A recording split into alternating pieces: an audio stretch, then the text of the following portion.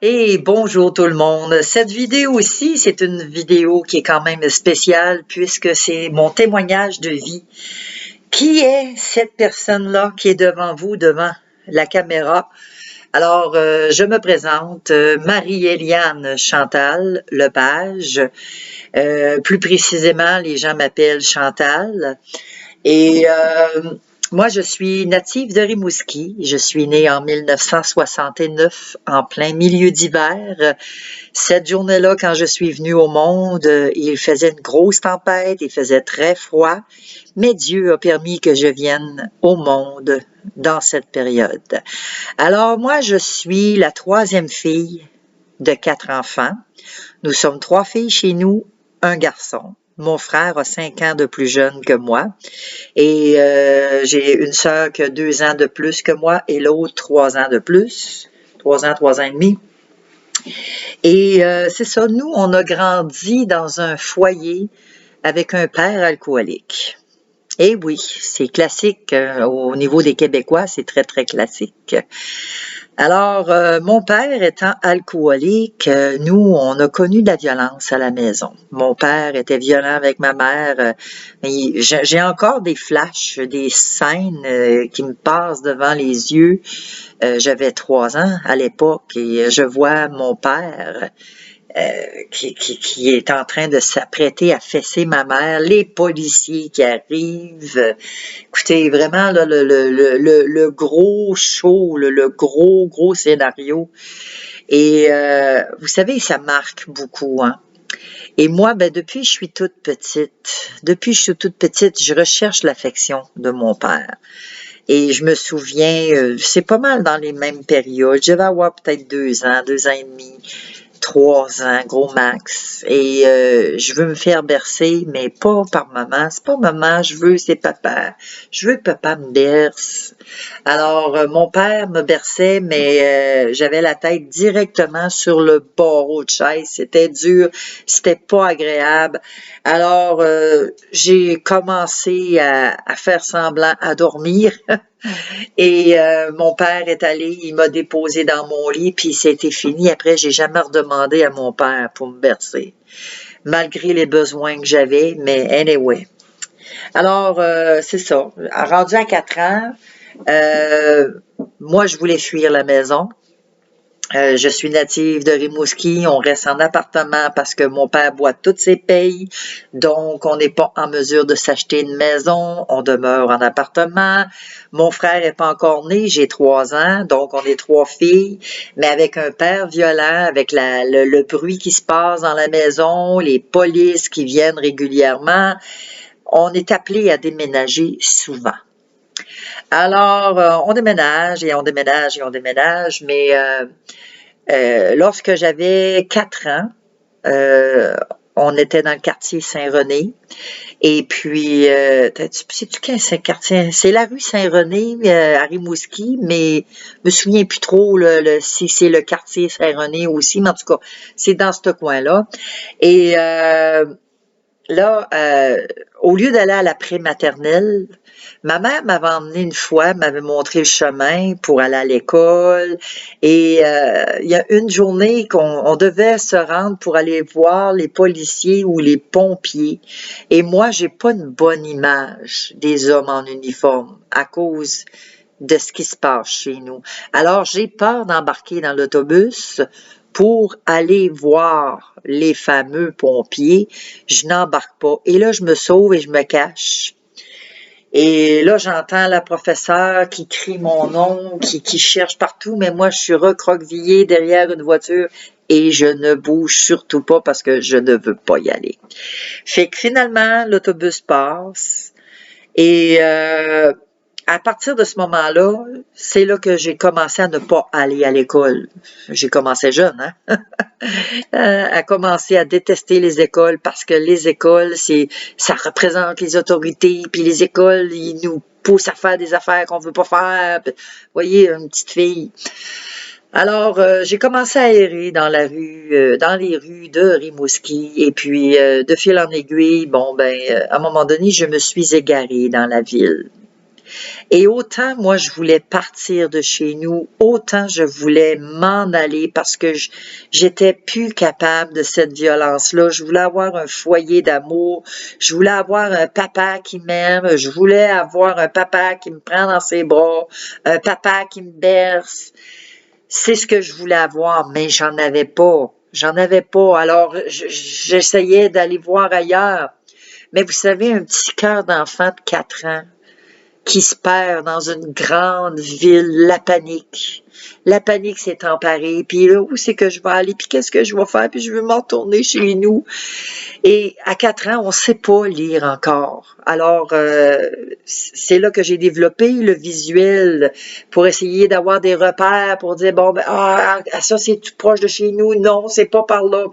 Finalement, en tout cas, c'est sûr que c'est le Seigneur qui m'a dirigé, qui m'a guidé, parce que j'ai retrouvé le chemin de la maison. Mais il a fallu que j'engendre des clôtures, que je passe au travers des cours de certaines personnes, des voisins, pour arriver enfin chez nous.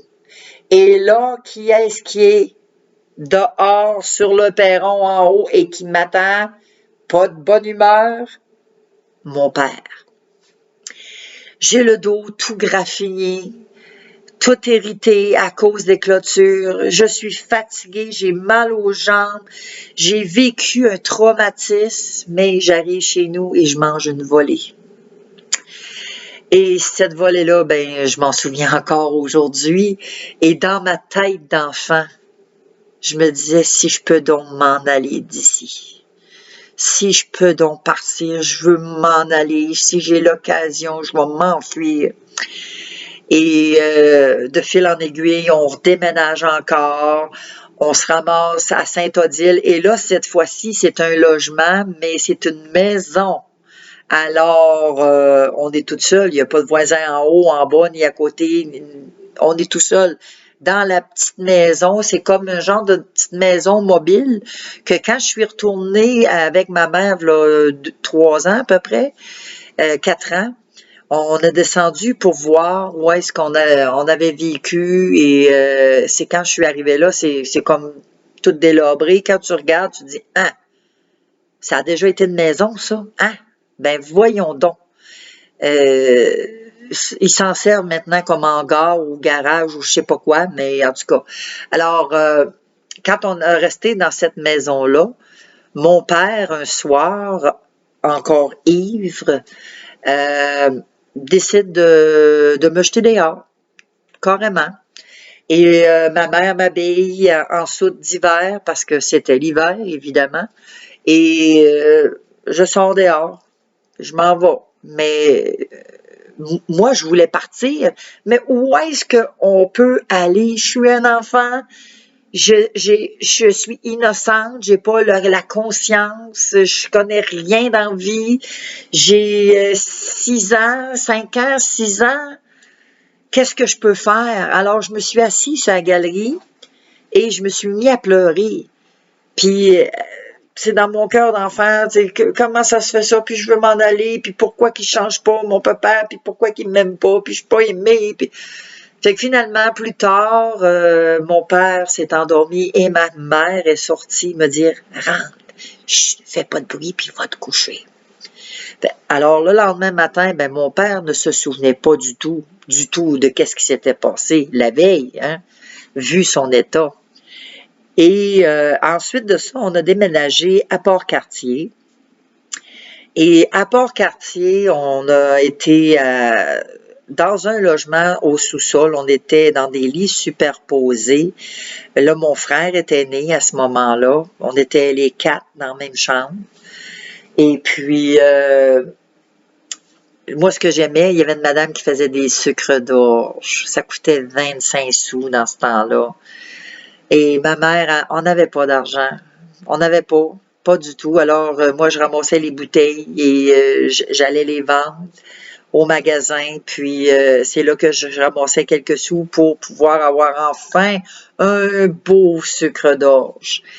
Et à un moment donné, bon, je voulais partir de cet endroit-là aussi. J'ai commencé à fumer. J'avais, à ce moment-là, avant de commencer à fumer, non, faut que je vous raconte, avant de commencer à fumer, c'était dans le temps de Noël, j'avais 7 ans. Et dans le temps de Noël, à Port-Cartier, ma mère m'a emmenée à l'église pour la première fois de ma vie. On rentre dans cette église-là, c'était immense, c'était grand, ça sentait bon, et l'écho et tout ça, l'orgue qui jouait, et puis, je regarde, une crèche vivante, des vrais personnages qui faisaient Marie-Joseph, un vrai bébé, pas un bébé en plastique, des animaux, il y avait vraiment, c'était vivant. Et là, j'ai été touchée, mais touchée. Et j'ai eu la révélation que Dieu existait. Je savais pas qu'il y avait un Dieu avant, parce que dans ma famille, il y a personne qui parlait de Dieu. Mon père allait pas à l'église, ma mère y allait pas non plus. Pourquoi qu'on a décidé d'y aller ce temps-là? Je le sais pas. Mais c'est là que mon intelligence, ma conscience du bien, du mal aussi s'est ouvert, et que là, j'ai pris connaissance qu'il y avait un Dieu, qu'il y a un Dieu qui existe. Mais ce Dieu-là, pour moi, c'est un Dieu qui était comme inatteignable, là. Tu sais, c'est un Dieu qui est loin, là, qui est dans son ciel, là, mais qui est pas avec nous sur la terre. Alors, j'ai commencé à croire qu'il existait un Dieu quelque part. Et bon, c'est sûr que dans mon petit cœur d'enfant, bon, ben, je parlais dans mes propres mots. J'essayais tant bien que mal, tu sais, de demander que mon papa change, mais il se passait rien. Il changeait pas, mon papa. Mon papa, il continuait à boire. Mon papa était encore violent. Et pas d'affection, pas de caresse, pas de tendresse, rien.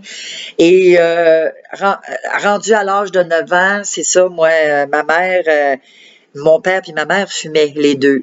Et je me suis mis à commencer à fumer, mais en cachette. De temps en temps, quand maman s'en allait, elle mettait sa cigarette dans le cendrier, là. Elle allait, mettons, comme pour étendre son linge, ou là, j'allais dans le cendrier, puis là, je surveillais, puis là, je fumais, et puis là, je mettais ça là, puis je repartais. Et rendu à l'âge de 9 ans, avant qu'on déménage, vers 8 ans, 9 ans, oui, c'est ça, il est arrivé un cirque à Port-Cartier. Hey, j'étais, wow, super emballée. On a eu la chance, parce que maman, probablement qu'elle avait fait des ménages pour nous apporter de l'argent, puis on a été capable d'aller au cirque.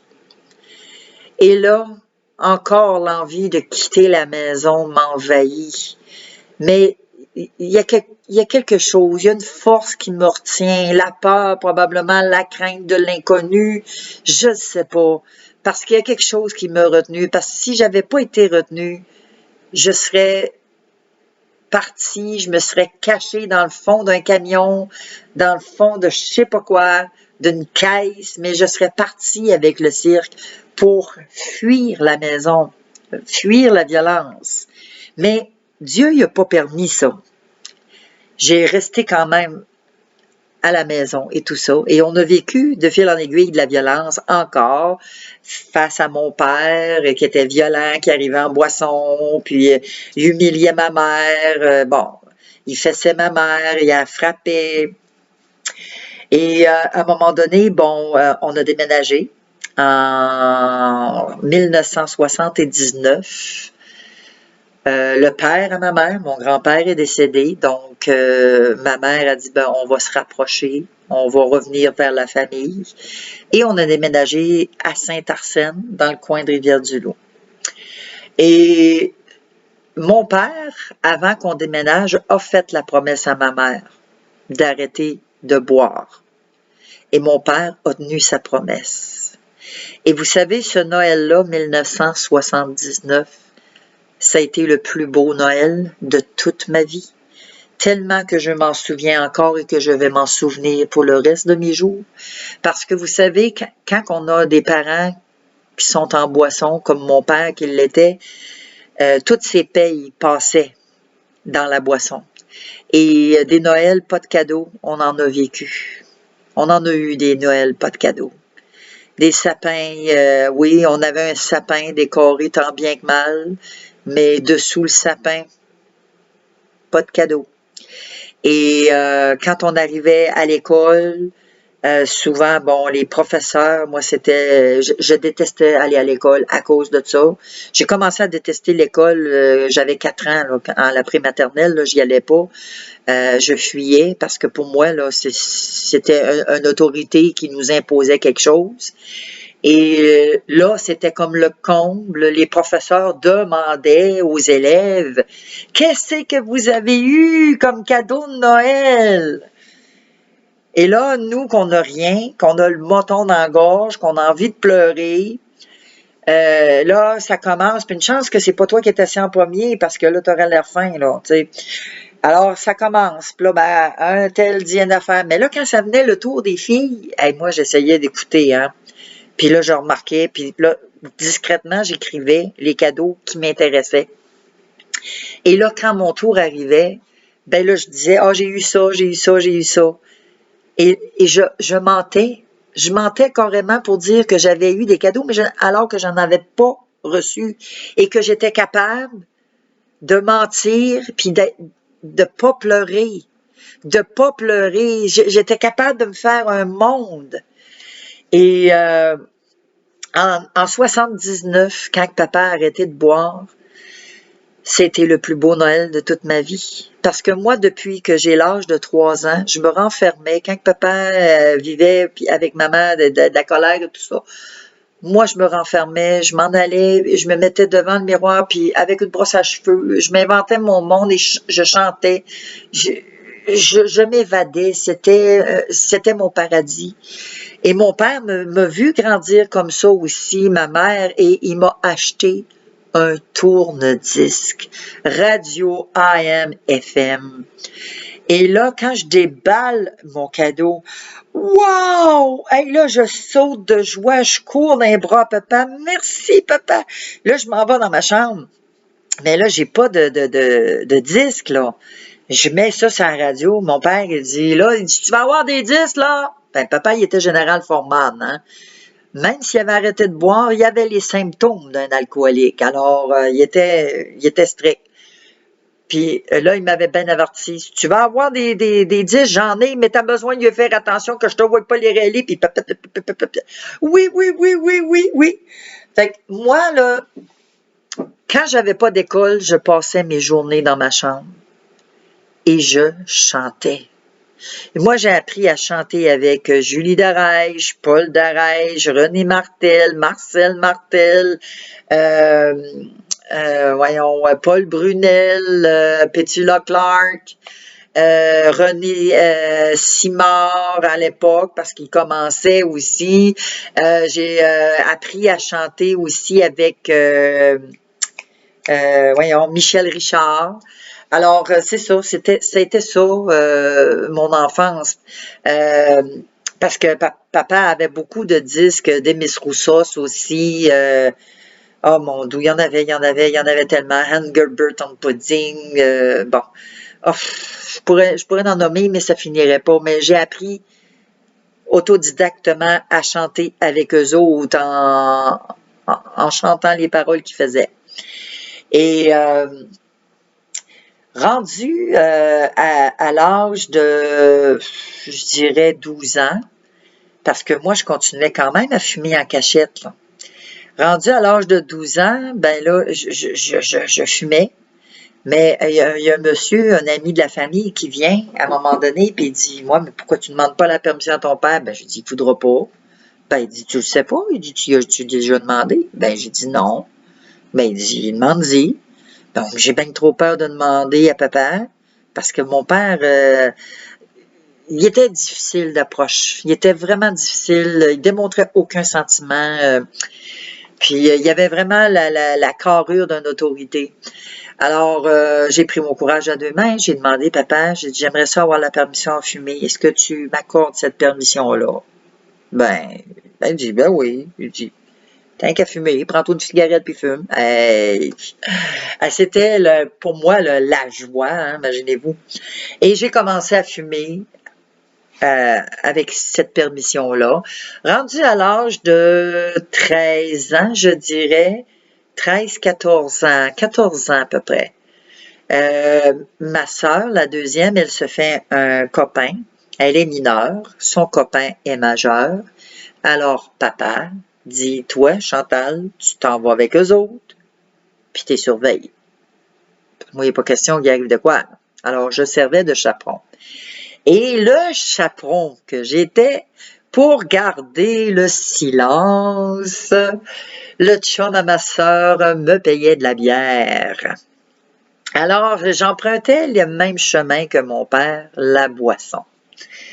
Et je gardais le silence, évidemment, parce que, écoute, le chum à ma soeur, il me payait de la bière. Je t'en paye, mais tu as besoin de pas parler, parce que si tu parles, me dire à ton père que tu bois de la bière. Ah, non, non, non, non, OK. Puis je vais dire à ton père où c'est qu'on va, puis où c'est que tu vas, parce qu'il nous emmenait dans des bars. Écoutez, j'avais 13 ans. Et dans ces bars-là, ils ne demandaient même pas les cartes. Ils nous laissaient rentrer. C'est vrai que j'étais quand même potelé, mais ils nous laissaient rentrer sans avoir de carte. Et les endroits où est-ce qu'on se tenait, c'est dans des bars de danseuses.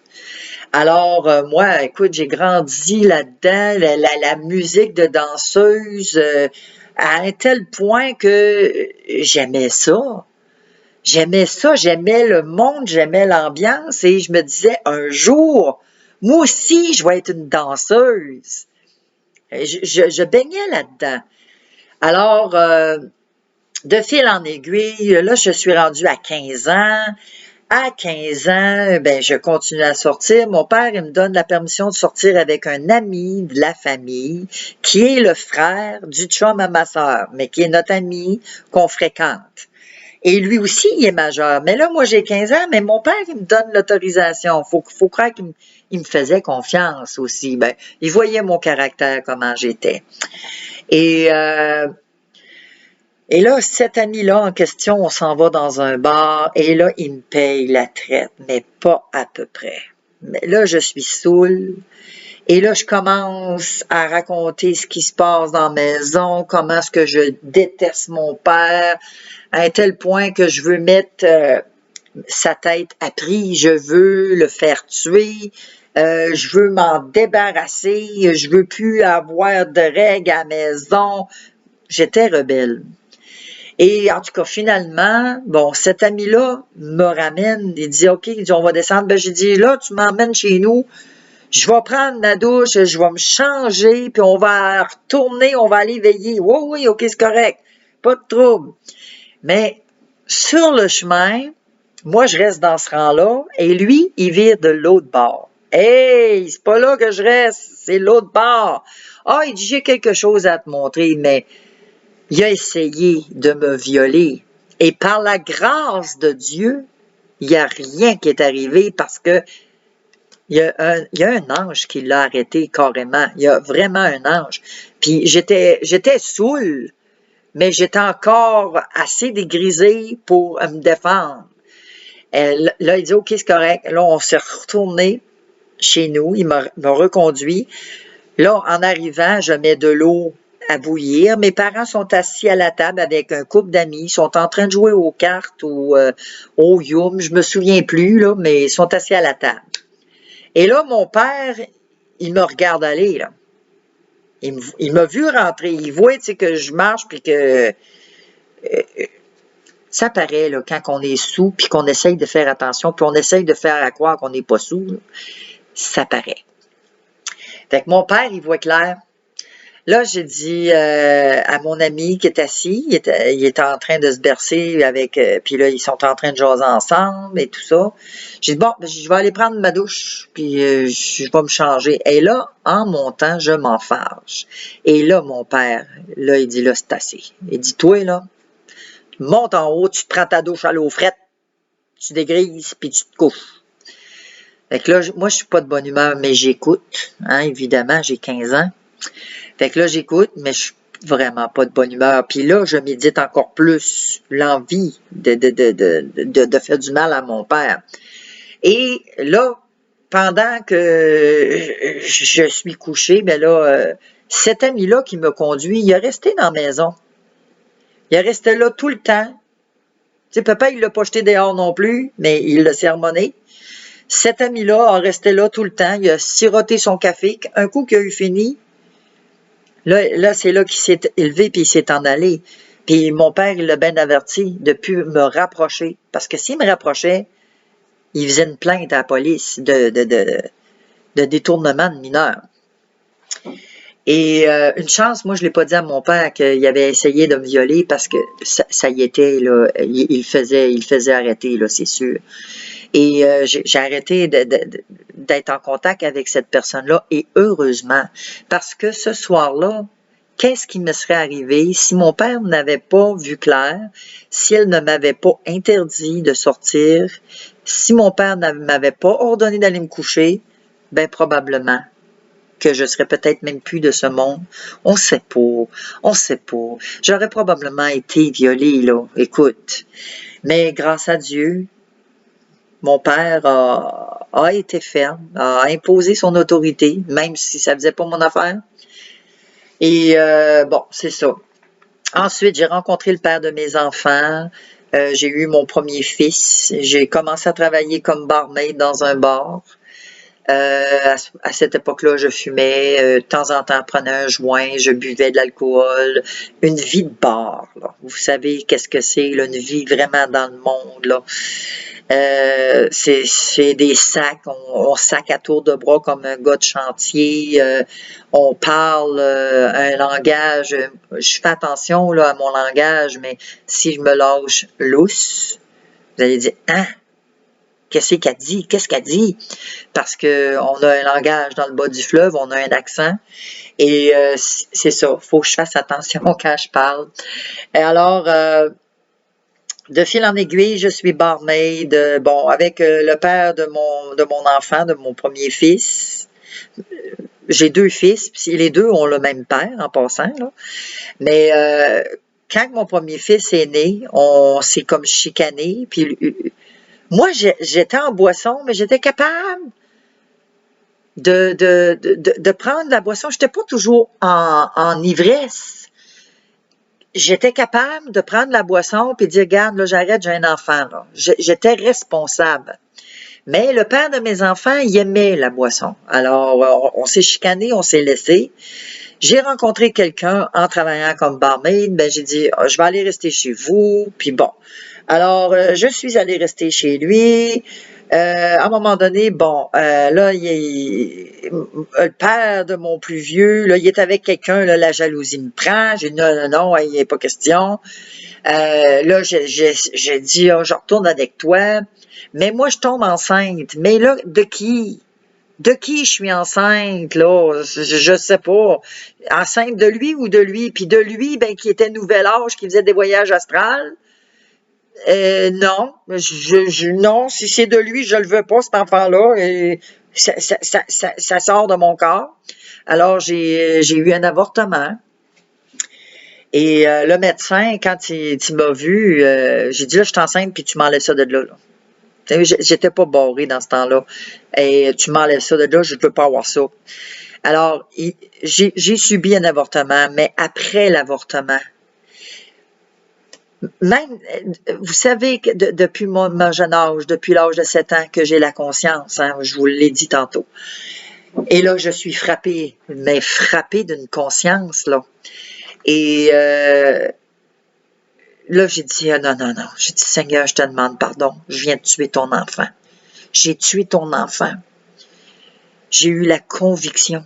J'ai dit, plus jamais, Seigneur, plus jamais, je vais vivre un avortement, plus jamais. La conviction d'avoir tué un être vivant, d'avoir tué un enfant de Dieu. Alors, là, j'ai retourné avec le père de mon premier. Et là, je suis pas chrétienne, non. Je crois pas en Dieu encore. Mais Je prie Dieu, toi Dieu, là, si tu existes, là, donne-moi un enfant. Alors, donne-moi-en un autre. Je veux avoir un garçon pour qu'il tienne compagnie à mon premier. Je veux l'avoir. Je veux que tu me le donnes. Et je suis tombée enceinte. Et son nom, c'est Samuel. Samuel veut dire « je l'ai demandé à l'Éternel », que j'ai su après que je suis venue chrétienne, parce qu'avant, je ne savais pas. Alors, moi, quand j'ai accepté le Seigneur, j'ai été comme reculée au pied du mur. Et il n'y avait pas d'autre solution. C'était Jésus ou rien d'autre. Il n'y avait pas d'autre solution.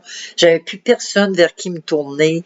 Et la personne qui me témoignait, elle était là, elle. Elle était encore dans mon entourage. Et pour cette personne-là, j'étais la dernière personne à qui elle aurait pensé, qu'elle aurait cru que je me tournerais au Seigneur. Tellement que j'étais imbue de moi-même, rebelle. Ah, toi, tu as besoin du Seigneur, tant mieux pour toi. C'est bien correct pour toi et ta religion, mais moi là, je vais m'arranger quand j'arrive les au bord. Je trouvais plein d'affaires. J'étais vraiment, vraiment rebelle. Et pour elle, écoute, c'est impensable, ça se peut pas, ça va prendre un méchant miracle. Tout un miracle pour que elle là, elle accepte Jésus. Ouf! Ben, elle là, elle est née de nouveau le 26 octobre 1995. C'est Brigitte Thériault de Saint-Épiphane. Brigitte, peut-être que tu vas entendre le témoignage un jour, cette vidéo-là, peut-être va te parvenir aux oreilles. Mais c'est grâce à toi si je suis encore ici en 2023. Et je veux te dire merci pour ça, parce que tout ce que je vis maintenant, tu as une part à cela. Tu as contribué à cela. Et tu vas avoir des récompenses à cela, parce que tu as obéi à ce que le Seigneur t'a demandé. Et Dieu t'a demandé de témoigner à Éliane Chantal Lepage, la tête de cochon, la tête dure, la rebelle. Et cette femme-là, elle est venue au Seigneur. Et cette journée-là que je suis venue au monde, oui, que je suis venue au monde spirituellement, j'ai tellement pleuré. J'ai pleuré pendant 3 jours, tellement que les yeux étaient tellement enflés. Je n'étais même pas capable de les ouvrir, c'était enflé. Et là, je cognais partout aux portes, puis je vous demande pardon, puis vraiment la repentance dans le cœur, d'aller réparer les torts qui avaient été faits, qui avaient été dits. Wow, vraiment là, Brigitte, elle me reconnaissait pas. Ah, ça se peut-tu? Et là, le 26 octobre, moi, mon garçon allait à l'école. Il était en première année. Et la professeure, elle n'avait pas de patience. Mon fils, il était hyperactif. Obéissant, mais hyperactif. Alors, cette professeure-là a dit, ben là, il faut qu'il se passe quelque chose. Là, il n'est pas capable de rester tranquille. Il bouge tout le temps, il dérange, tati, tatata. Alors, j'ai rencontré un pédopsychiatre. On s'est mis en triangle, le pédopsychiatre, professeur, moi, puis là, ben, on collaborait ensemble, bon, puis ci et ça, bon. Et on s'est mis à donner des médicaments à Jimmy. Du Ritalin. Ben oui, du Ritalin. Mais ce médicament-là lui donnait un paquet de tics. Je dis, ben non, ça se peut pas, je suis plus capable de regarder mon fils, il m'énerve, il me tape ses nerfs, il a tout le temps une face en grimace. Je dis, qu'est-ce que tu veux que je fasse avec ça, voyons, ça se peut pas, je peux pas le continuer de cette façon-là. Et la professeure qui disait, ben là, ça va prendre le réajustement des médicaments parce que là, ça n'a pas vraiment d'effet. Il a été très turbulent aujourd'hui. Et là, on retourne ici et ça. Finalement, on a interné Jimmy à l'hôpital. On l'a gardé, je pense, une semaine de temps, le temps de lui injecter des médicaments, et puis finalement, on le relâche, je l'amène chez nous. Et là, je le vois assis sur le divan, gelé comme une balle, les yeux vitreux. « Salut Jimmy, qu'est-ce que tu veux? Veux-tu avoir un jus, Jimmy? » Parle pas. Et là, c'est là que je suis touchée et que j'ai vraiment un fardeau sur le cœur. Bonjour, Mademoiselle Rose, mon petit chien. Mademoiselle Rose. Que j'ai un fardeau sur le cœur. J'ai dit, Seigneur, je peux pas continuer comme ça. Je l'endure, mon enfant. Il est pas si pire que ça. Pourquoi qu'il l'endure pas aux autres? Faites quoi, Seigneur? Donne-moi un signe, parce que là, en plus, ben, je m'apprêtais à déménager. Et c'est ça, moi, je suis venue au Seigneur en octobre. Au mois de février, Brigitte m'avait offert le 14 février, la journée de la Saint-Valentin, ma première Bible. Et là, moi, je savais que j'allais déménager. J'avais donné mon avis parce que je voulais déménager dans le coin où l'église, elle était à cette époque-là. Alors, j'ai dit, mon avis était donné, mais j'ai dit, le Seigneur, j'ai dit, ça va être encore à recommencer là-bas à l'école. Je veux pas faire vivre ça à mon garçon. Et c'est là que Dieu m'a donné Josué. J'ai dit, hein? C'est quoi ça, Josué? Ça existe-tu? C'est quoi? Et là, Josué, Saint-Esprit me parle, la Bible. Prends ta Bible. Hein? Josué? Ben voyons donc, ça existe-tu dans la Bible, ça? Et là, je suis là, puis je regarde, puis hein? Ben voyons donc, oh oui! Hein? C'est-tu vrai? Wow! Alors, Josué, je vais mettre mes yeux parce que les lettres sont un petit peu embrouillées. Hein? Je comprends pas pourquoi. Là. Alors, Josué, ça a été, écoute, le coup de grâce, ça a été la réponse à ma prière, à ce que moi j'avais demandé à l'Éternel. Et Dieu m'a répondu, Josué 1, le verset 8. Que ce livre de la loi ne s'éloigne point de ta bouche, médite-le jour et nuit pour agir fidèlement selon tout ce qui y est écrit.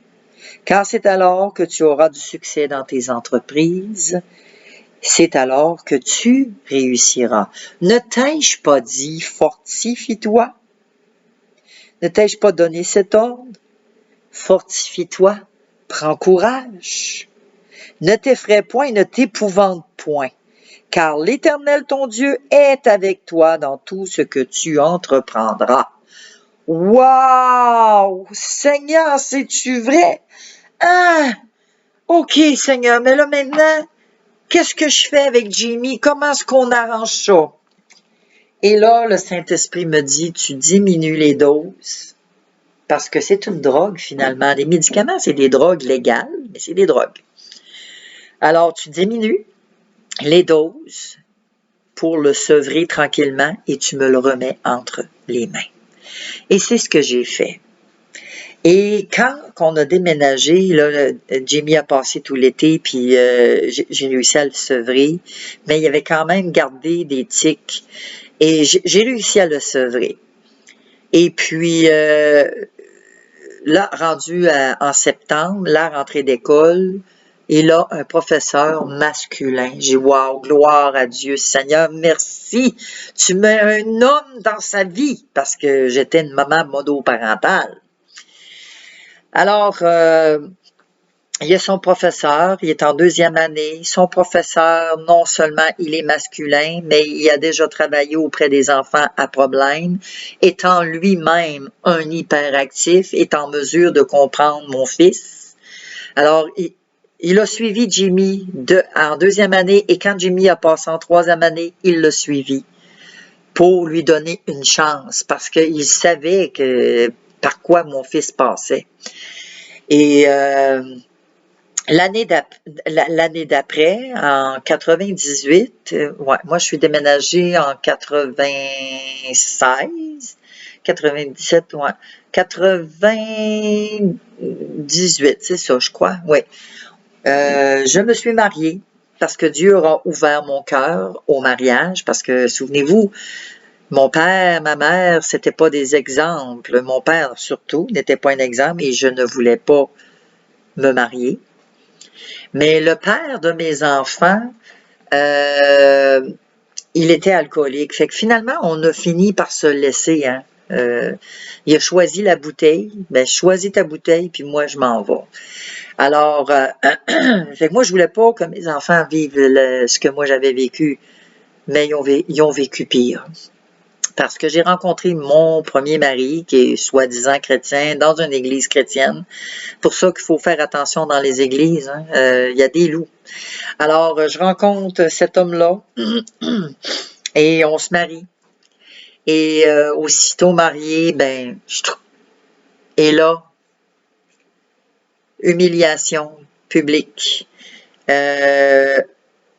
violence verbale, violence psychologique, violence physique envers mes enfants. Écoute, j'ai été mariée pendant 10 ans de temps avec cet homme-là. J'ai été à genoux. J'ai prié l'Éternel, on a consulté les premiers temps de notre mariage, on s'est fait consulter par le pasteur, on n'était pas capable de se communiquer parce que il grimpait dans les rideaux, moi je grimpais dans les rideaux, il n'y avait pas de terrain d'entente et que pour finalement aboutir que on a arrêté de se faire suivre, ça donnait rien, j'ai plutôt décidé de me taire et de le mettre dans les mains du Seigneur. Et mes enfants, ben c'est ça, ils se sont fait battre, très souvent d'ailleurs, se sont fait très humilier aussi. Mais en tout cas, tout ça pour dire que lorsqu'à un moment donné, j'ai décidé de quitter la maison, c'est que ce mari-là en question a déclaré à son cousin, a déclaré, écoute, il dit, moi, ça n'aurait pas été de faire de la prison, là, si c'était pas que je ferais de la prison, il dit, je te l'aurais étranglé drette là, en parlant de moi. Et là, moi, je sais pas, là. Et soir après soir, pendant une semaine, je couche à côté de quelqu'un qui a des pensées meurtrières. Et tout bonnement, le lundi, ce qui arrive, c'est que là, il se lève un matin, il arrive quelque chose après son trailer, il accroche le trailer, il est pas capable de le piner, puis là, il perd la lumière, puis il part, puis il s'en va. Mais moi, je sais pas, il est où? La voiture est là, les clés sont dedans, je le vois pas, j'ai beau à l'appeler, il répond pas, je vais l'appeler au téléphone, j'appelle au téléphone, il parle pas, il siffle. Alors là, je fais appeler le pasteur, je fais appeler tout le monde, appelez-le, tous ses amis, appelez-le, peut-être que vous autres, il va vous parler. Pour finalement, il s'est fait interner. Il a fait exprès, c'était carrément une comédie pour se faire interner à l'hôpital. Et moi, j'allais le rendre visite, puis là, il voulait pas parler. Alors moi, j'y avais apporté un cahier. J'ai dit, au moins, écoute, si tu parles pas, au moins écris. Écris. Et là, on lui posait des questions et il répondait avec des signes de tête, soit oui ou non. Fait que ça veut dire qu'il entendait, là, mais il avait choisi, lui, de ne plus parler. Il avait choisi, tu sais, que là, c'est... Et avec le psychiatre, parce que je travaillais en collaboration avec le psychiatre, évidemment, parce que moi, j'avais vraiment à cœur mon mari, tu sais, puis je le prenais en pitié, puis je dis, ça n'a pas de bon sens, mais il est malade, puis qu'est-ce qu'il y a, puis j'en revenais pas, puis c'est de ma faute, puis comment ça se fait ça, puis qu'est-ce qui s'est passé, puis en tout cas, je cherchais là, à savoir qu'est-ce que c'était, et avec la psychiatre, on travaillait ensemble, la psychiatre, elle me disait, écoutez, elle dit, moi, je suis habituée à travailler avec des gens de ce type-là. Et on lui donne un médicament. Et ce médicament-là va travailler ici, derrière dans le cervelet, quelque part, en tout cas dans cette région-là. Et ça va lui faire oublier, parce que là, lui, il se force à ne pas parler. Et ce médicament-là va faire oublier qu'il se force à ne pas parler et il va se mettre à parler. Et évidemment, Évidemment, ça n'a pas été long après. Mais avant qu'il parle, entre-temps, là, il était parti avec son cahier, puis je me souviens, c'était un mercredi après-midi. Moi et le pasteur, on s'est dit, on va aller lui rendre visite, on va aller le voir. Et là, moi, l'infirmière me dit, Madame, on n'a pas les cartes, la carte d'hôpital et la carte d'assurance maladie. Est-ce que vous les avez? Ben, j'ai dit, ben non. J'ai dit, ils sont pas dans le véhicule. J'ai dit, il y avait son portefeuille, il l'a toujours avec lui. Alors, ben, elle dit, demandez-lui, ou elle dit, cherchez chez vous, ou en tout cas, elle dit, il est peut-être quelque part. J'ai dit, OK, j'ai dit, aussitôt que je les aurai, je vais vous les apporter. Donc, on rentre dans la salle, le pasteur, moi et mon mari de l'époque. Et là, il est en face de nous, on est assis en triangle. Et on lui pose des questions, puis il fait signe que oui, puis non, ici et ça. Et là, moi, je lui dis, écoute, les infirmières veulent avoir tes cartes. Ça prend ta carte d'assurance maladie, ta carte d'assurance, ta carte d'hôpital, mais ils les trouvent pas. Fait que là, il fait ça. Il se lève, il sort de la salle, il s'en va dans la chambre, il revient avec le cahier que je lui avais donné. J'ai dit, bon, ben, il nous a écrit quelque chose, hein, on va communiquer. Alors, il me tend le cahier. Et là, ben, avec le pasteur, on est là, puis on commence à feuilleter le cahier, mais il n'y a aucune écriture. Il y a des dessins. Et les dessins, on voit que c'est des cabanes, on voit qu'il y a comme un chemin, on voit qu'il y a de l'eau, puis un petit carré tellement minuscule, un petit carré colorié là, avec le stylo là, bien colorié en dessous d'une cabane. Première image, c'est ça. La deuxième image, c'est la même cabane sous un autre angle, avec l'eau est ailleurs, le chemin est ailleurs. Bon, il a changé le paysage. Et encore une fois, cette minuscule petite tache carrée dessous une cabane. On rouvre encore, change l'image, encore la même chose, mais là, le carré est un petit peu plus gros. J'ai dit, c'est quoi ça, le petit carré? Parce que moi, j'allume, je suis visuel. C'est quoi le petit carré? Ça représente quoi? Et là, il me fait signe, comme ça. Hein? Je comprends pas. Il recommence. Et là, il fait ça. Il referme. Ton portefeuille, là, il est là, puis il fait signe que oui. Ah, ouais, mais comment ça? Ton portefeuille est là? Je sais pourquoi. J'ai dit, pourquoi t'as mis ton portefeuille là? Et là, il se lève debout, puis il fait semblant, puis il sort de la salle. Là, je regarde le pasteur, il me regarde. Ben, j'ai dit, j'ai-tu fait quelque chose? J'ai-tu dit quelque chose que je devais pas, moi, là? Non, non. Il dit, t'as très bien posé ta question.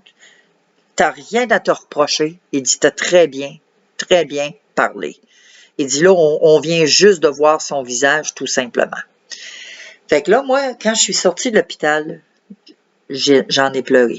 Mais j'ai pleuré un coup parce que là, je voyais la mise en scène. Je voyais la supercherie. J'avais des révélations. Dieu me révélait des choses. Et là, je pleure. Et je pleure. Puis là, avec la psychiatre, parce que là, j'ai dit, écoute, là, moi, je viens d'apprendre, j'ai appris qu'il voulait m'étrangler, parce qu'il veut pas faire de prison. Puis j'ai dit, il l'a déclaré à son cousin me l'a confirmé. Fait que, elle dit, ben, je vous conseille, elle dit, écrivez-vous. Elle dit, écrivez-lui une lettre, puis lui, il va vous en écrire une. Lui, il m'en écrit une. Moi, j'en ai écrit une aussi, et dans ma lettre, je lui pose carrément la question. Est-ce que tout ceci est une mise en scène pour que quand tu vas sortir de l'hôpital, tu vas mettre ton plan à exécution, c'est-à-dire m'étrangler?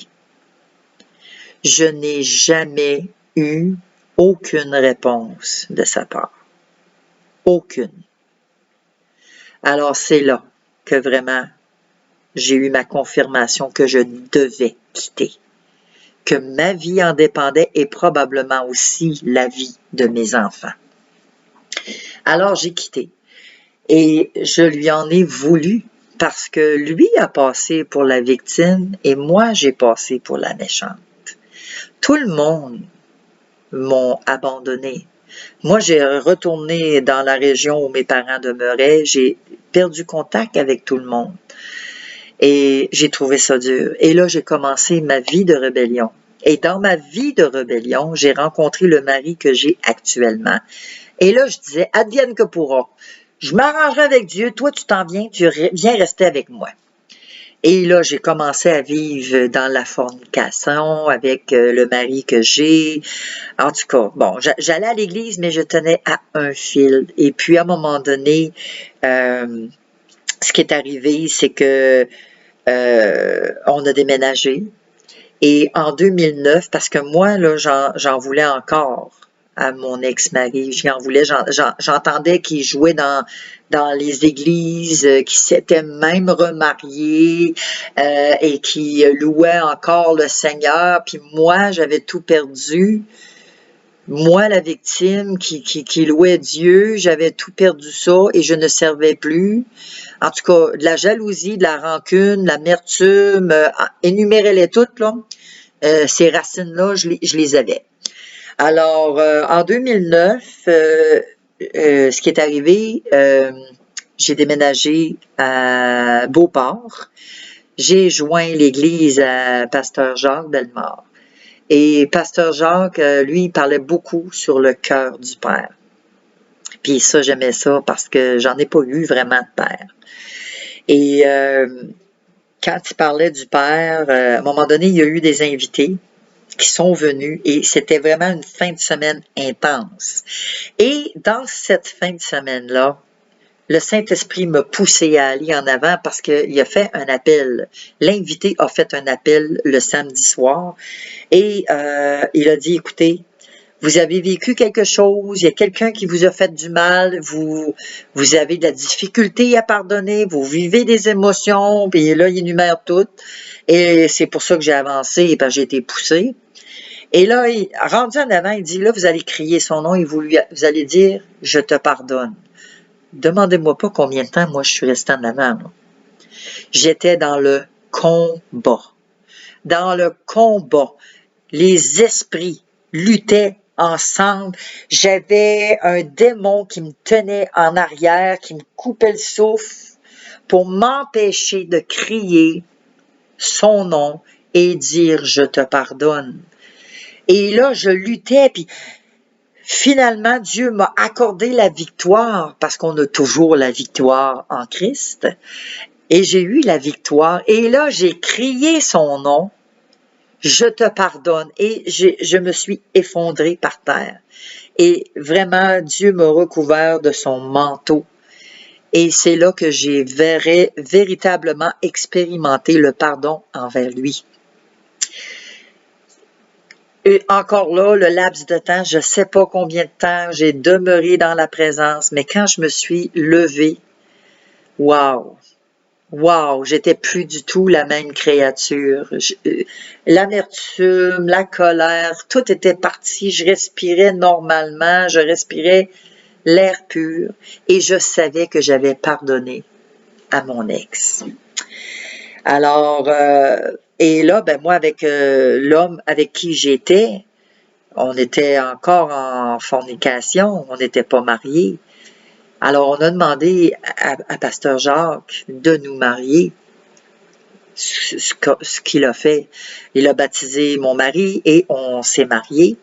Et puis, parce que c'est sûr que moi, je ne pouvais pas non plus vraiment vivre un mariage tant aussi longtemps que je n'avais pas pardonné le premier.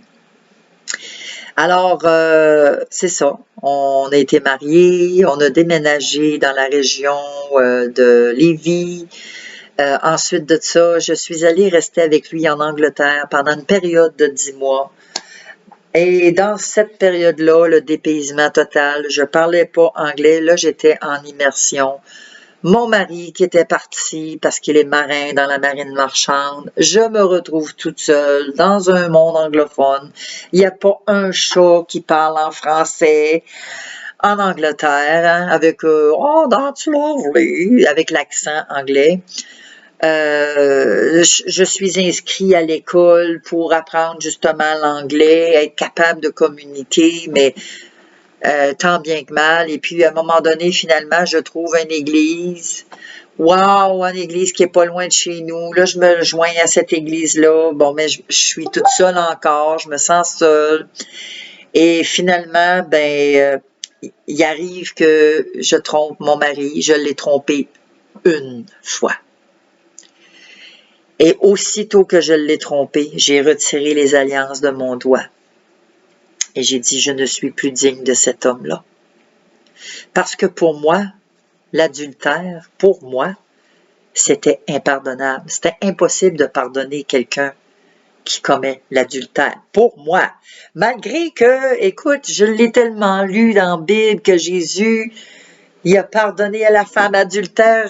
Qu'est-ce qu'il a fait? Il n'a pas laissé les gens la lapider. Mais moi-même, je me lapidais moi-même. J'étais même pas capable moi-même de me pardonner. Et quand j'ai avoué à mon mari que je l'avais trompé, c'est sûr que ça l'a choqué, que ça l'a... Mais après, 3 jours après, il me dit, je te pardonne. Ben voyons donc, ça se peut pas. Parce que là, moi, je me pardonnais pas. Alors, je n'acceptais pas son pardon non plus. Et je n'acceptais pas le pardon non plus parce que je croyais pas que Dieu pouvait me pardonner. Je me pardonnais pas. Et là, notre visa devait finir. On finissait le visa de visite en Angleterre et on devait revenir au Canada. Et c'est à ce moment-là que j'ai dit à Yves, en 2013, écoute, tu t'en vas. C'est là, nos chemins vont se séparer. Moi, je me retourne chez nous et regarde, je suis plus capable. Je suis plus capable. Là, on arrive au Québec et là, Yves, il y a un contrat de travail au Chili. Là, Yves, il dit, écoute, viens rester avec moi au Chili, on va rester ensemble. Il dit, on va être bien. Parce que mon mari, lui, le Québec, là, il aime pas le Québec. Puis moi, moi, je suis familiale. Moi, j'aime ça, la famille. J'aime ça. Je suis attachée à la famille. Et lui, depuis l'âge de 17 ans, qui navigue sur des navires, il est habitué à quitter, puis à aller dans des pays, puis il est habitué d'être à l'extérieur, puis ça le dérange pas, mais moi, ça me dérange. Ça me dérangeait et ça me dérange parce que je suis une fille familiale. Qu'est-ce que vous voulez? J'aime la famille. J'aime d'être proche de mes enfants, de mes petits-enfants. Ma mère, c'était mon père. Mon père est décédé, mais en tout cas. Donc, il s'en va au Chili, puis moi, je dis non. Finalement, je me suis trouvé un petit travail de fin de semaine. Et j'ai dit non, j'ai dit je peux pas m'en aller, je commence à travailler, je me suis trouvé un travail. Bon, fait que là, lui, il est là-bas, puis là, il y a l'idée dans sa lettre, nos chemins se séparent, parce que j'avais écrit une lettre, que nos chemins se séparaient, et il rencontre une Chilienne là-bas, que moi, je sais pas.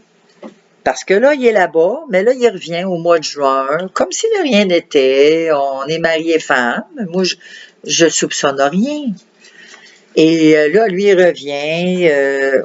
Bon, après ça, il repart. Après ça, il revient. Et vous savez, mon mari, lui, il peut me texter 10, 15, 20 fois par jour, et même plus. Là. Et à l'époque, il m'appelait régulièrement, même encore aujourd'hui, là, il m'appelle. Là. Il peut m'appeler 5, 6 fois, 7 fois. Des fois, on vient de raccrocher, il me rappelle encore. Il a toujours été comme ça, en contact comme ça avec moi. Et là, je m'aperçois qu'il se passe quelque chose. Ça fait une semaine que j'ai rien eu, pas de contact, rien. Là, j'ai envoyé un texto, j'ai dit, est-ce que tu as du réseau? T'as-tu Internet sur le bateau? Qu'est-ce qui se passe? J'ai pas de nouvelles. Et là, il m'écrit, oui, ça va. Puis là, je vois qu'il est distant un peu. Et moi, dans ce temps-là, moi, je faisais tout le temps des farces. Hein. Toi, si tu vas tremper ton biscuit ailleurs, là, non, moi, je te le pardonnerai pas. Mais là, je lui demande, as-tu été tremper ton biscuit ailleurs, coudon? Et là, il me répond oui. Ah! Oh, un coup de couteau. C'est comme si je me faisais poignarder dans le cœur. Ah! C'est le nombre de coups de couteau, je pense que c'était le nombre de fois qu'il m'avait trompé. Il y en avait tellement. Puis là, puis là, je criais tellement, ça faisait mal. Avec qui? Avec combien de femmes? Combien de fois? Puis là, j'essayais de chercher, de comprendre le pourquoi du comment. Et là, c'est ça. Il joue au yo-yo comme ça avec moi. Yo-yo, je t'aime, je reviens. Ah, ben là, je t'aime, mais je m'en vais parce que là, en tout cas, il était pris entre deux. Et j'ai fait une tentative de suicide. Et je m'en souviendrai toujours, cette tentative de suicide-là. J'étais assis sur le lit, je prenais des médicaments, puis j'ai dit, Seigneur, tu me prends la main, parce que je dis, moi, je veux pas sentir aucun mal. Je veux partir, puis je veux que tu sois là. Et effectivement, là, j'ai commencé à être étourdie, puis à m'endormir, parce que là, les médicaments ont commencé à faire l'effet. Mais quand je me suis réveillée, j'ai dit, même toi, Seigneur, tu me rejettes. Même toi, tu veux même pas. Tu veux même pas que je m'en aille dans ta présence. Tu m'as rejeté. Pourquoi je suis encore en vie? Puis là, je suis malade et je vomis. Mais je vomis, j'ai mal au cœur. Et là, je m'étais renfermée dans ma chambre. Je ne buvais que de l'eau. Je ne voyais pas personne. Je ne sortais pas. Et à un moment donné, le Jimmy m'entend vomir. Et maman, ça va-tu? Ma porte de chambre était fermée. Non, ça va pas. Puis là, je me lève, puis je vais ouvrir la porte. Tu m'emmènes à l'hôpital, puis là, j'y monte le pot de pilule. En tout cas, faire une histoire courte, Seigneur m'a gardé en vie. Et là, mon mari, ben, il s'est senti coupable. Fait que là, il est revenu. Et là, il s'est mis à faire du camionnage. On faisait Canada-États-Unis. Et là, j'embarquais avec lui parce que là, écoute... t'es ma femme, faut que je prenne soin de toi, puis on va camionner, on va faire du camionnage. Et là, moi, je suis dans le camion, j'ai amené mon laptop, j'ai mes écouteurs, j'écoute des louanges, et je vois que sa Chilienne est encore en contact avec lui, et que je vois que là, ben, il s'arrête souvent dans des stations-service pour aller aux toilettes. Mais c'était pour soit l'appeler ou soit la texter ou en tout cas. Donc, moi, je vis l'humiliation. Je suis carrément humiliée. Là. Moi, je suis un déchet, une ordure, un boulet. Nommez-les, là. Je l'ai à côté de moi, il conduit, moi je suis là, puis j'ai rien qu'envie de pleurer. J'ai plus le goût de vivre, je me suis manqué, même le Seigneur veut pas que je sois là, il veut pas m'avoir. Vous comprenez, là, je vivais vraiment là, des émotions très fortes. Et puis, j'ai tellement maigri, mais j'ai tellement maigri, j'avais juste la peau et les os. Et puis, à un moment donné, j'ai tombé d'en face à mon mari. J'y ai tombé d'en face. J'ai tombé sur un courriel qu'il avait reçu. Réponse de demande de passeport. J'ai dit, pourquoi demande de passeport? Parce que lui, il s'en allait en Espagne.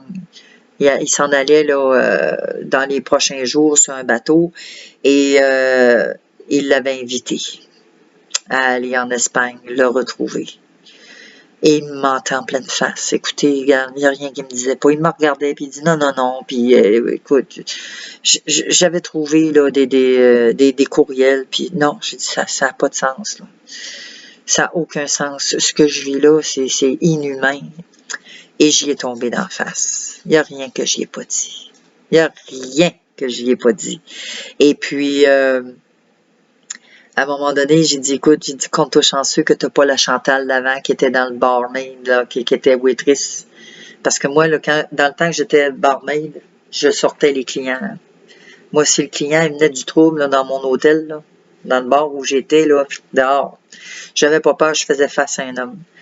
Puis j'ai dit, garde, j'ai dit, si tu serais en face de la Chantal que j'étais avant, là, je te pèterais les dents dans la gueule. C'est ça que je ferais. Mais j'ai dit, parce que je suis pas cette Chantal-là, là, j'ai dit, garde, je le ferai pas. Je te toucherai pas. Mais j'ai envie, par exemple, de te défaire la face. J'ai vraiment envie. Puis là, je lui ai parlé, puis je lui ai dit qu'il n'était pas un bon témoignage et qu'elle, un jour, allait lui dire. Et puis finalement, ben, de fil en aiguille, il s'en va, puis je sais là, qu'elle est là-bas avec lui, là, en Espagne. Mais il revient entre-temps, comme si de rien n'était, mais tu sais, c'est aucune souciance, il se fout de toi, parce que c'était ça, finalement. Hein. Tu sais, il t'aime, mais en tout cas. Alors, c'est ça, j'ai décidé à un moment donné, je dis, garde, ok, va-t'en. T'es pas heureux, là? Va-t'en.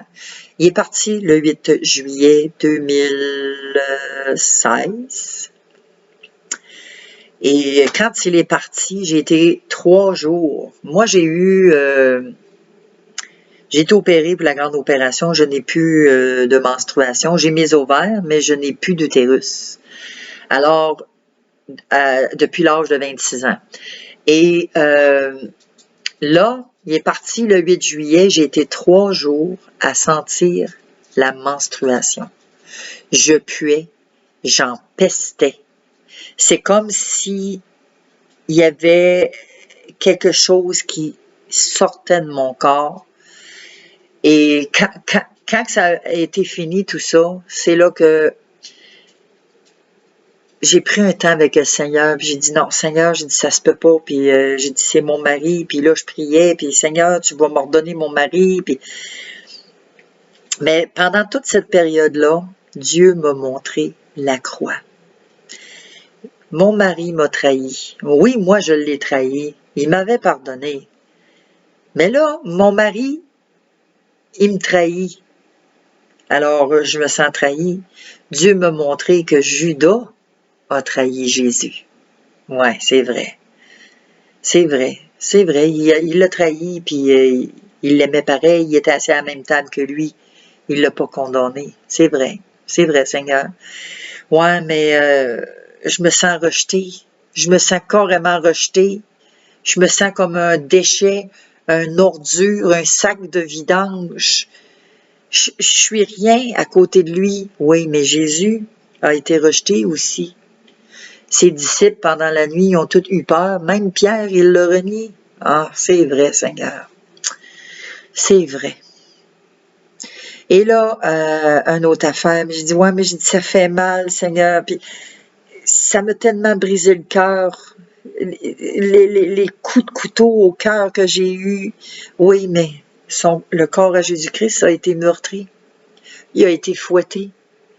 Il y a des morceaux de chair qui sont partis de son corps. Il a été fouetté au sang. Il était ni plus ni moins un steak haché, lui aussi. C'est vrai, Seigneur. C'est vrai. Ouais, mais écoute, Seigneur, comment est-ce que je fais pour y pardonner? Je peux pas y pardonner ce qu'il a fait là. Ça fait bien trop mal. Comment est-ce que... Je suis même pas capable, moi, de me pardonner de ce que j'ai fait, de y avoir trompé. Je suis pas capable. Comment je peux être capable de lui pardonner lui? C'est impossible. Ça se peut pas, Seigneur. Et là, ben, c'est là que le Seigneur m'a montré la femme adultère, que Dieu ne l'avait pas condamnée. Jésus l'avait pas condamné, il l'avait pas jugé. Il l'avait relevé, puis il avait dit, va, il ne pêche plus. Tu sais, y a-tu quelqu'un qui te condamne? Moi non plus, je te condamne pas. Et il m'avait montré ça. Et là, j'étais là, moi, mais le pardon, mais il dit, Jésus, là, il a vécu tout ça. Tout ça à cause de toi. Parce qu'il l'a fait pour toi, par amour pour toi. Il a supporté l'humiliation, il a supporté les coups, il a supporté la mort, il a vaincu la mort. Il l'a fait pour toi parce qu'il t'aime. Il l'a fait pour te dire que je te pardonne. C'est pour te pardonner de tes péchés. Fait que si moi je te pardonne par le sacrifice que mon fils a fait à la croix, ben toi aussi, il faut que tu pardonnes. Faut d'abord que tu te pardonnes toi, ce que tu as fait à ton mari. Faut que tu acceptes mon pardon parce que je t'ai pardonné. Puis il faut que tu pardonnes ce que ton mari t'a fait. Et là, j'ai dit, wow, OK. C'est là, j'ai lâché prise. Et on est en juillet. Et mon mari revient au mois de décembre. Et badam, surprise, il arrive à l'église. Bon, qu'est-ce qu'il vient faire ici un matin? Qu'est-ce qu'il vient faire ici? Là, le Saint-Esprit me dit, tu t'en vas parler à ton mari, c'est ton mari, là. Fait que là, je m'en vais y parler, mais là, il se met à genoux, bang, devant tout le monde, en avant. Puis là, il pleure, puis je te demande pardon, que t'avais raison, puis j'avais tort. Wow, wow, s'il vous plaît, lève-toi, là, lève-toi, c'est gênant un peu, on va aller jaser l'autre côté. Et, mais j'ai dit, ça fait 6 mois que t'es parti, ça fait 6 mois que tu ne m'as pas donné aucune, mais aucune nouvelle, zéro nouvelle. Puis là, tu débarques un matin. Et là, ben, il s'est excusé, il a demandé pardon. Et là, je le laisse parler parce que là, il me disait, t'es pas obligé de me demander pardon, puis t'étais pas obligé, là, sans t'as pas obligé. Mais j'ai dit, je t'ai déjà pardonné. T'es parti le 8 juillet, puis moi, le 12 de juillet, je t'avais déjà pardonné. Parce que j'ai dit, j'ai passé vraiment par l'étape de la croix. Dieu m'a montré la croix à travers ce que j'ai vécu. Dieu me l'a présenté, il me l'a montré, il m'a fait comprendre que Jésus a vécu les mêmes affaires, même pire, puis que Jésus me pardonnait. Dieu me pardonnait par ce sacrifice-là, puis moi, je te pardonnerai pas ce que toi, tu me fais. J'ai dit non, je t'ai pardonné. Et à partir de ce moment-là, au mois de décembre, là, c'est là, j'ai dit, écoute, j'ai dit, on va se refréquenter, tu vas me montrer si tu es sérieux. J'ai imposé mes conditions. Tu changes tes adresses courriel, tu changes ton numéro de téléphone, tu viens pas rester chez nous, reste ailleurs, moi je veux pas t'avoir dans la maison. Il va falloir que tu portes du fruit. Moi, là, faut que je regagne confiance. Et je veux que tu me montres les fruits. Que tu me montres qu'est-ce que Dieu a fait dans ta vie. Parce que lui, il était là-bas, mais il n'était pas heureux. Et il était là-bas, puis Dieu, le Saint-Esprit, le touchait là-bas au Chili, pendant que moi, j'étais ici. Donc, fait que Dieu a fait un travail dans le cœur de mon mari. Et aujourd'hui, on œuvre ensemble pour la gloire de Dieu. On a failli divorcer, mais Dieu n'a pas permis qu'on divorce parce qu'on a un grand ministère ensemble. Mon mari, il est ministre pour le Seigneur. Moi, je suis pasteur. Et nous avons le ministère Onésime. Et ce ministère-là, c'est grand. Ça comprend énormément. On fait pas juste nourrir les démunis, les sans-abri, mais on leur redonne de l'espoir, on leur redonne de la dignité, on les aide à réintégrer la société, à retrouver du travail ou à retourner aux études. On les appuie, on les encadre, on fait étape par étape avec eux. On ne passe pas par le système.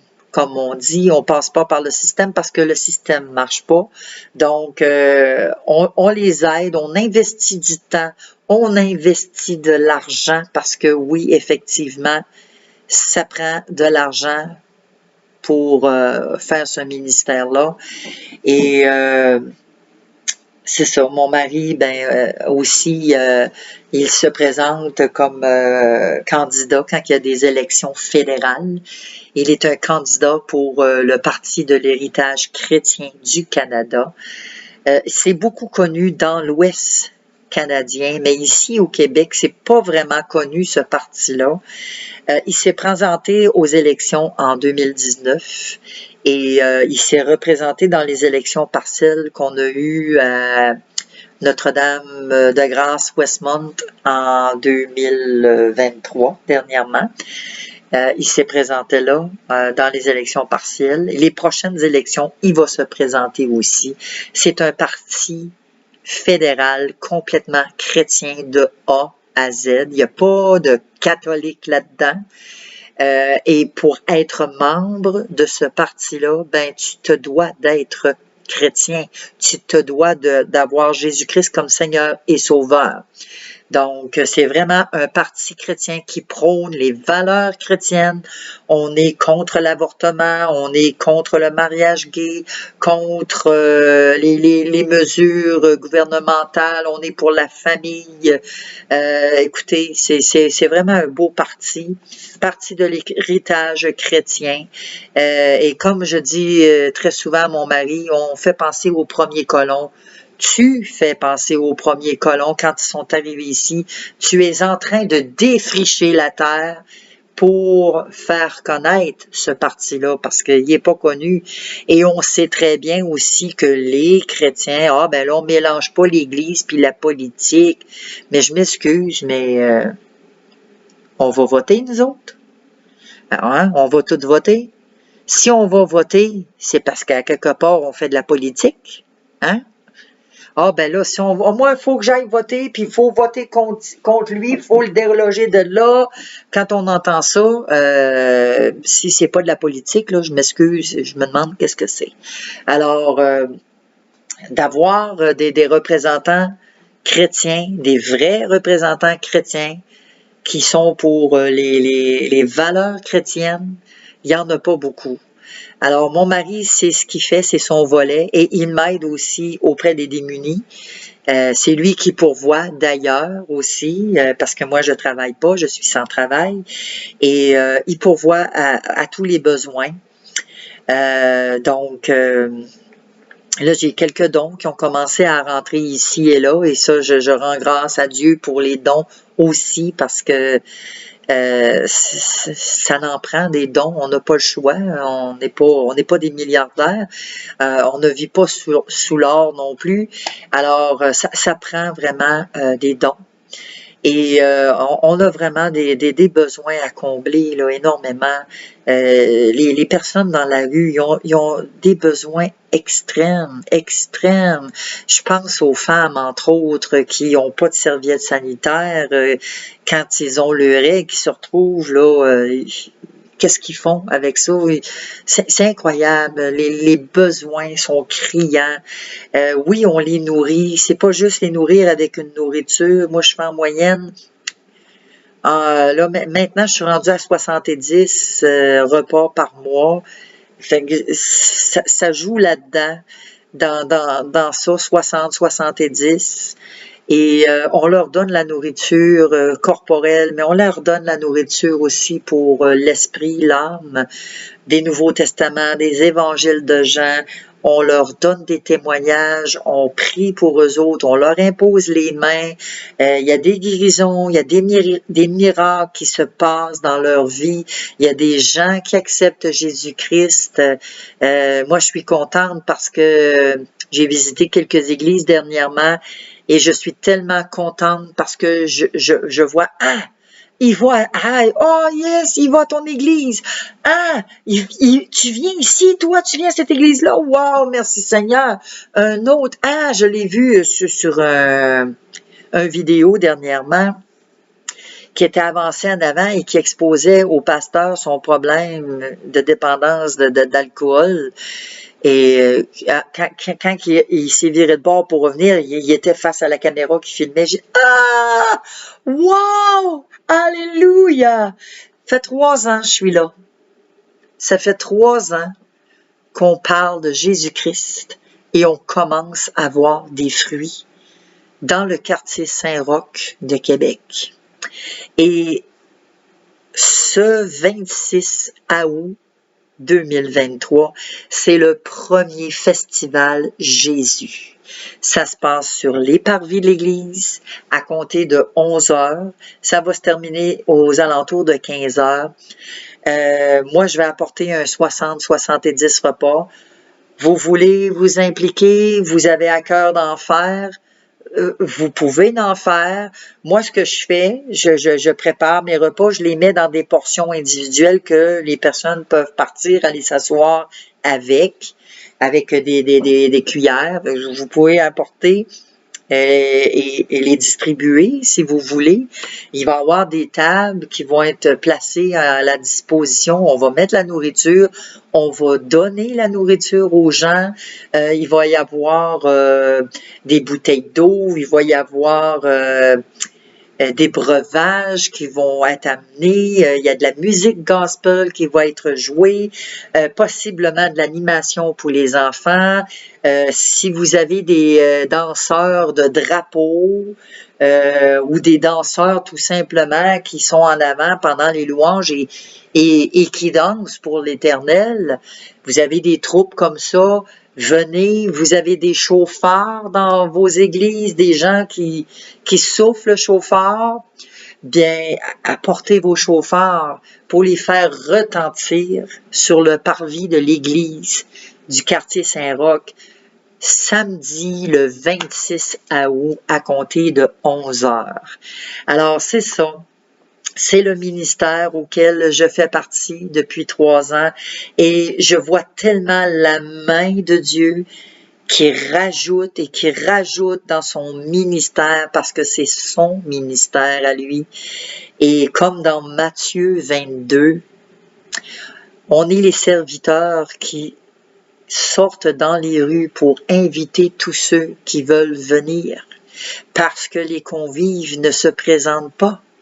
Alors, moi, je fais partie, j'ai le privilège d'être ce serviteur qui est là dans les rues pour inviter les gens à venir à la table du roi. Alors, vous voulez avoir plus de renseignements, si jamais vous êtes touché, vous êtes intéressé à venir pour le 26 août, je vous invite à communiquer avec moi. Je vous laisse mes coordonnées. Pasteur, c'est Pasteur Chantal, P-S-T pour pasteur, point, Chantal, @gmail.com. Alors, ou tout simplement ceux qui ont Facebook, vous pouvez aller sur ma page Facebook Ministère Onésime, vous allez le voir, Onésime Ministry. C'est Ministère Onésime et Onésime Ministry. Il est en anglais parce que j'ai vu qu'il y avait comme 2 ministères Onésime, là. La mienne a une croix avec une Bible, là. Vous allez voir. Il y a des mains d'un mendiant sur l'image de fond. Alors, ça, c'est ma page Facebook. Donc, je vous invite à aller vérifier, à aller voir, à vous impliquer si Dieu vous interpelle et on se redonne des nouvelles. Sur ce, merci. À la prochaine.